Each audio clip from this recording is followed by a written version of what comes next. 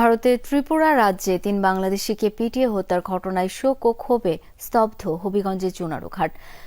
বিড়ির পাতা সংগ্রহে সীমান্তে গিয়ে প্রাণ হারিয়েছেন তারা। এমন মৃত্যুর খবরে আহাজারিতে ভেঙে পড়েছেন নিহতদের স্বজনরা। স্বামীর মৃতদেহের সন্ধান মিলতেই পরিবার নিয়ে সীমান্তের পথে ছুটছেন মারুফা আক্তার। স্বামীর এমন মৃত্যুতে আহাজারি, অসহায় মারুফার।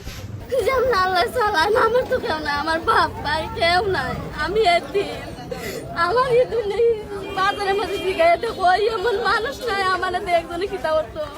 নিহতদের স্বজনরা জানায়, মঙ্গলবার সকালে হবিগঞ্জ চুনারুঘাটের বাসুল্লা গ্রামের পণ্ডিত মিয়া তার ভগ্নিপতি সজল মিয়া ও জুয়েল মিয়াকে নিয়ে সীমান্ত এলাকায় বিড়ি তৈরির পাতা সংগ্রহে যান। এরপর থেকে তাদের খোঁজ পাওয়া যাচ্ছিল না। তবে একদিন পর সামাজিক যোগাযোগ মাধ্যমে ছড়িয়ে পড়ে ভারতের ত্রিপুরা রাজ্যের কারেঙ্গিছড়া এলাকায় স্থানীয় লোকজন সন্দেহবশত তাদের ওপর হামলা চালায়। এতে ঘটনাস্থলেই ৩ জনের মৃত্যু হয়। ভারতীয় পুলিশ মৃতদেহ উদ্ধার করে সামপাহাড় থানায় নিয়ে যায়। খবরটি জানাজানি হলে ভেঙে পড়ে নিহতদের পরিবার। আমার দাম এত গরম বাদ তৈরি গেছে না, গরু একটা তৈরি গেছে না, ওকে আমি লাস্টটা আনবো, আমার কাছে একটা টাকা নাই। আমি তো বাড়াটা দিতেছি, যদি আর আমার বাড়াটা দে তিলে পাইতাম নাইলাম বাদ।